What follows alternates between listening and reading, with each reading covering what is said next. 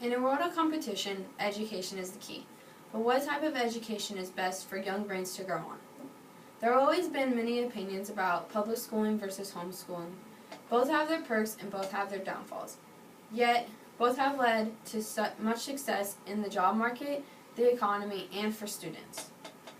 Journeys for each of these pathways are quite different though. One taking a role of a more social interaction, and the other keeping you within arm's reach of what you've always known. Yet, it is not to say that either will keep you from being who you truly are. First off, homeschooling has become a lot more popular over the years. An estimated 1.5 million students are now homeschooled in the U.S. That is at a 7% growing rate from every year for the past 10 years. More parents say they are doing this to provide more religious and moral instructions in their kids' lives. Some are doing it because they're not pleased with the environment that their kids are in at public schools, and others do it because of academic reasons. But homeschool students are doing very well, scoring on their ACTs and going to college. Usually on achievement tests, homeschoolers score in about the 89th percentile, while public school students score in the 50th percentile. But income has a lot to do with the homeschool families. Usually if your parents make between $35,000 to $45,000 a year, you score in the 86th percentile. And if your family is making income above $70,000, you usually score in the 89th percentile. Homeschooling isn't cheap by any means though. Many more people say that homeschooling can be a lot more expensive than public school, but it just depends on how many kids you have that you're homeschooling, how many books you have to get for them, what type of books they are, if you're buying brand name notebooks, pencils, rulers, etc. And whether or not you're taking your kids on field trips, how much you're spending on gas money and phone calls.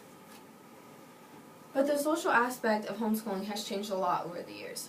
There are now 22 states that provide laws that say that homeschoolers can have some type of access to classes or sports. But there are rules that go along with this. There are that you have to be in compliance with the state homeschool laws, and you have to meet the eligibility of requirements, which is your residency and your age and other things. Like your residency, you have to live in that school district to be able to participate and go to classes there or play sports with that team. In your age, you can't be too old and you can't be too young. Also, submitting verification that your student is passing his or her core subjects. The 22 states that provide this law are Arizona, Minnesota, Florida, Idaho, Illinois, Iowa, Louisiana, Maine, Minnesota, Michigan, Colorado, Nebraska, Nevada, New Hampshire, New Mexico, North Dakota, Oregon, Pennsylvania, South Dakota, Utah, Vermont, Washington, and Wyoming.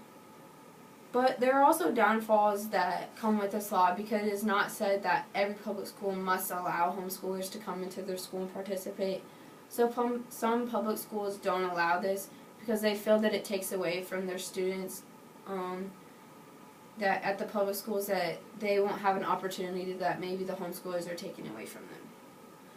But choosing to homeschool your child may not be an easy decision, though it could be the right one. For many parents, the perks outweigh the downfalls. It is up to you to choose whether or not you want the form of education as a public school or a homeschool.